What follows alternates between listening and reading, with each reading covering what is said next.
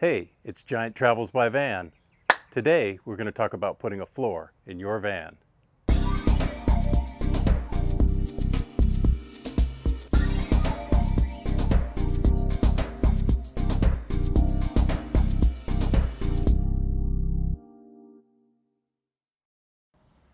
Welcome back to Giant Travels by Van.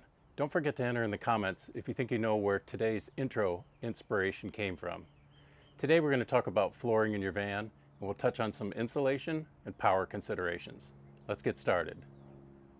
The first thing I did after cleaning out the van was to use some primer and cover any of the bare metal that was showing.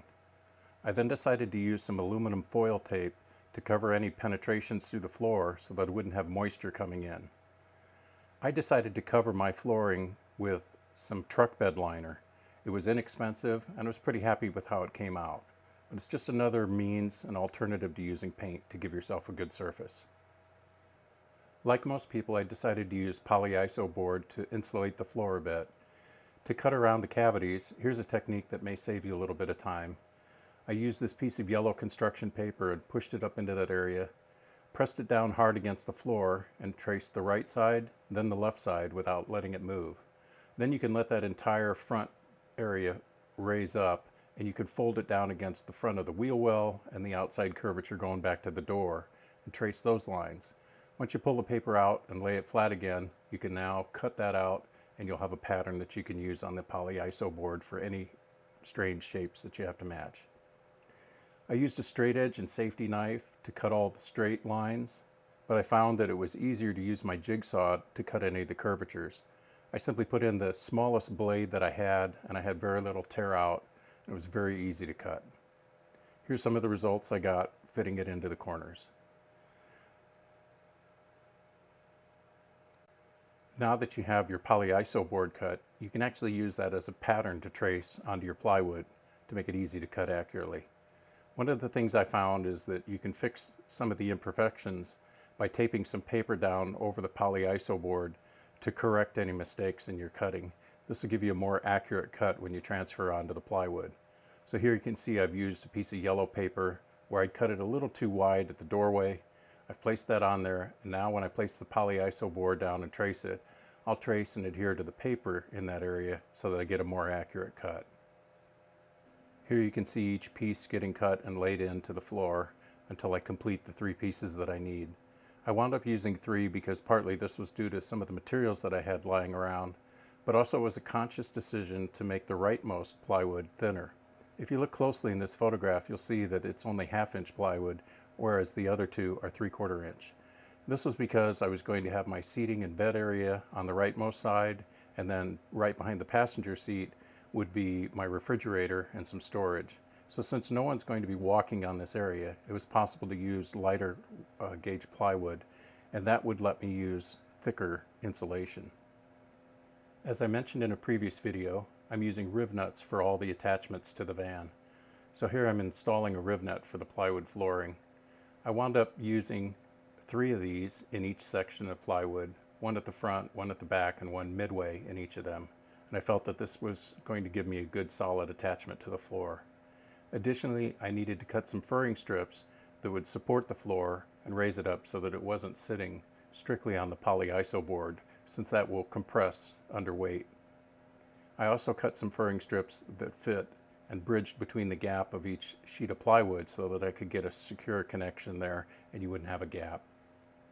To be able to make the necessary cutouts in the polyisobar for those furring strips, I simply laid those down, put the polyisobar on top of them, and pressed down hard enough to make a dent into the polyisobar.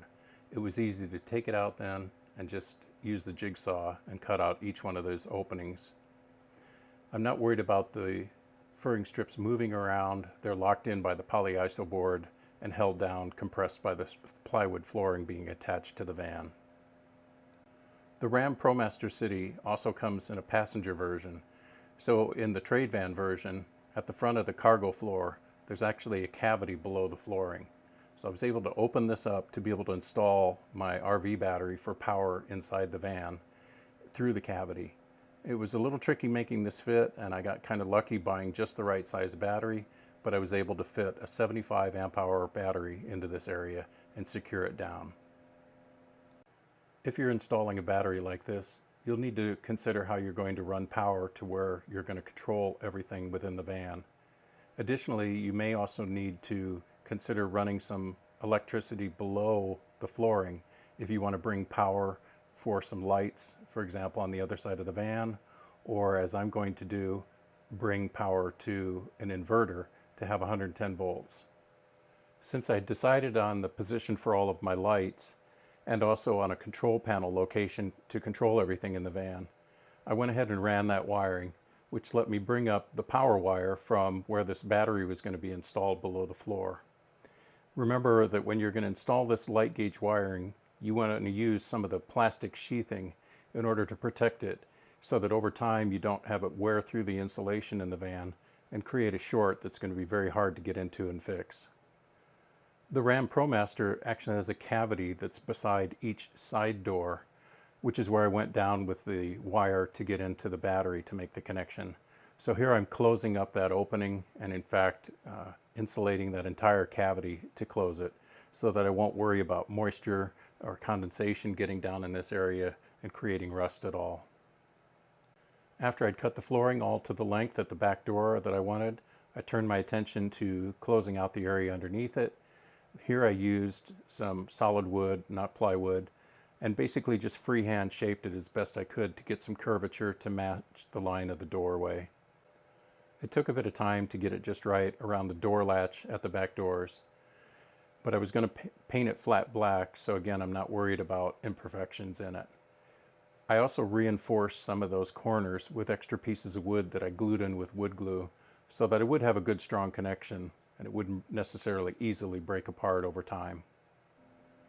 Later on in the build, I'll put some wooden screws down through the plywood floor into all of this trim in the back area to lock everything in place. But I didn't install the screws yet because I may decide to go in there if I want to do any additional wiring or for any other reason, so no need to put the screws in until I'm ready to commit to put the laminate wood floor over the top of it. If you look closely here, you can see there's a board below the floor painted flat black as I did across the back to close the area at the side doors. If you need to scribe a board like this for a solid fit, because in this case the plywood floor does need support here so that you could sit or stand in this area. So to get that accurately done, here's a method that you could use that I used. What I did was rough cut a board to the maximum width that I would need for that area and the appropriate length, and actually laid it on top of the plywood floor. I slid it forward till it matched about where I would want it at the front that would close the entire area, the gap to the doorway. I then took a ruler, slid it down in until it made contact down on the floor on the inside. And I measured from the floor up to the bottom of the plywood floor. Those are the dimensions marked with the circles here, where I'm measuring to and from. If your ruler doesn't start exactly at 0, just note how much extra it is and add that to the numbers that you're going to write down. So what I did was take a measurement, draw a line that marked where I made the measurement on the board, and then write down the distance that I'd found. I did this several times across the board, and afterwards took and measured that far across the board in each case at a right angle to the edge of the board. And then I was able to draw a line that traced the curve that I needed for the scribe. Using my jigsaw, I just cut out following that curve and it fit very well. Again, I'll finally be putting wood screws down through the plywood floor into this board to lock it in place. But for now, it's held in very solidly and it fits very well. Before you close up your floor, you should try and achieve a vapor barrier that'll keep moisture from the floor. So that'll mean sealing between the polyisobar and the furring strips to create a vapor barrier. Here I used aluminum foil tape to close out all of those and give me one continuous seal across the entire floor to try and keep moisture out. You'll want to close the ends off down to the floor so that it keeps moisture from seeping in on the ends. Otherwise it kind of defeats the purpose that you've created the contiguous barrier. So here I've installed aluminum foil tape that brings it all the way down to the floor right beside the rubber seals of the rear doorway. After you've closed all that off and sealed everything down to the floor, you can then reinstall those wood trim pieces that go below the floor.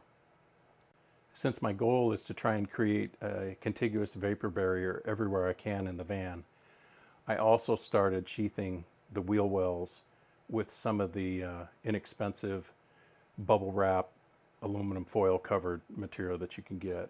Home Depot has this in rolls for less than $20. I think it's 15 feet long. It's sticky back and it's very easy to install. Just cut it to length and don't cut away excess. Actually wind up overlapping it and get a slightly better insulation that you'll get from overlapping it rather than just wasting it and cutting it away to try and get a perfect fit. Lastly, I'd marked out the area where the battery opening needed to be and then added an extra inch around it for support and cut out an access panel. When I install my laminate flooring, I'll try and match it to this shape, and that way I'll still be able to get to the battery even when the van is completely finished. Here's some wiring that's coming from the battery. I do want to have an inverter that I'm actually going to install right under the seating. I want to be able to just reach down and plug my laptop in instead of running wires across to any cabinetry. So some of that wiring's here, as well as the electric power that I mentioned that I brought under the floor, because I want to install a wall switch right by the sleeping berth so that in the middle of the night, if you want to turn on, say, a red LED that I'm going to install, then you'll have a switch right there at hand's reach so that you can just flip a light on. The final result was a floor that covered all the areas I wanted it to. It was well supported and trimmed out nicely and ready for my laminate wood floor to go over the top and give me the final product. But I wouldn't be installing that until I did the rest of my build out, because there's some other things that I want to do as far as my cabinetry that'll make it more sense to install the laminate floor as one of the last things I do. It also keeps me from putting traffic on it while I'm doing the build and potentially scratching or dropping things on it and damaging the floor. So it will be one of the last things I put in. All right, thanks for watching today. I hope you learned something if you have to install a floor in your van. Don't forget to like, subscribe, and comment below. If I can answer any questions, I will. Thanks. For those wondering about the inspiration for today's intro, that comes from Andrew Huang, a musician who documents his creations that he does in his home recording studio. Since I have a small hobby studio myself, I appreciate the tips and tricks that people like Andrew share. Andrew's definitely one of the best. Thanks, Andrew, for all the inspiration. Hey, it's Giant Travels by Van. Today we're going to talk about putting a floor in your van, right after I smack the screen. Welcome back to Giant Travels by Van. Today, don't forget today. For those of you wondering about today's, all right, thanks for watching today. I hope you learned something if you have to install a floor in your van, a van in your floor.